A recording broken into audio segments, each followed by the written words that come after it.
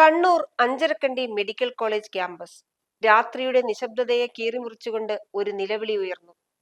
Hostel കെട്ടിടത്തിന്റെ താഴെ രക്തത്തിൽ കുളിച്ചു കിടക്കുന്ന 22 വയസ്സുകാരൻ നിതിൻ രാജ്. ഒരു മെഡിക്കൽ വിദ്യാർത്ഥിയുടെ സ്വപ്നങ്ങൾ ആ സിമന്റ് തറയിൽ ചിതറിത്തെറിച്ചു. ഒറ്റനോട്ടത്തിൽ ഒരു ആത്മഹത്യ എന്ന് തോന്നിപ്പിക്കാവുന്ന രംഗം. എന്നാൽ ആ വീഴ്ചയ്ക്ക് പിന്നിൽ മാസങ്ങൾ നീണ്ട മാനസിക വേട്ടയാടലിന്റെയും ക്രൂരമായ ജാതി വിവേചനത്തിന്റെയും കഥയുണ്ടെന്ന് ആരും അറിഞ്ഞില്ല.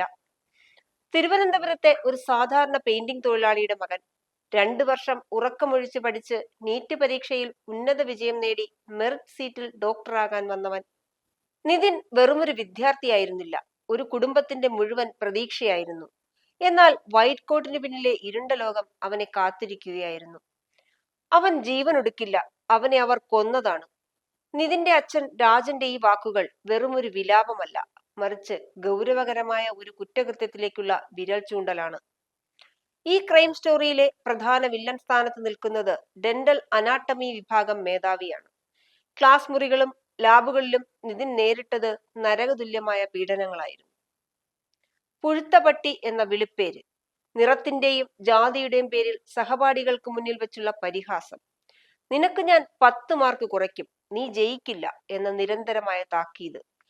വകുപ്പ് മേധാവിയുടെ വ്യക്തിപരമായ പ്രശ്നങ്ങൾ പോലും വിദ്യാർത്ഥികളുടെ മേൽ തീർത്തിരുന്ന ക്രൂരമായ അക്കാദമിക് പീഡനത്തിന്റെ ഇരയായിരുന്നു നിതിനെന്ന് കുടുംബം ആരോപിക്കുന്നു.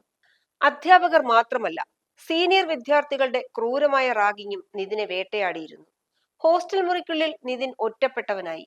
അധ്യാപകർക്കെതിരെ പരാതി നൽകിയതോടെ നിതിൻ ക്യാമ്പസിലെ കണ്ണിലെ കരടായി മാറി.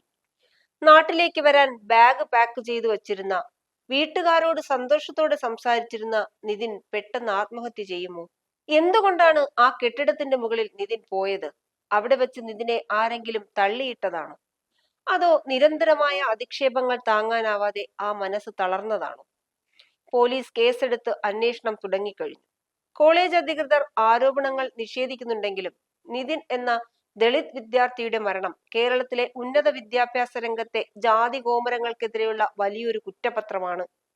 ഇതൊരു ആത്മഹത്യയാണോ, അതോ ആസൂത്രിതമായി നടപ്പിലാക്കിയ ഒരു ഇൻസ്റ്റിറ്റ്യൂഷണൽ മർഡർ ആണോ? ഉത്തരം കണ്ടെത്തേണ്ടത് ന്യായ വ്യവസ്ഥയാണ്.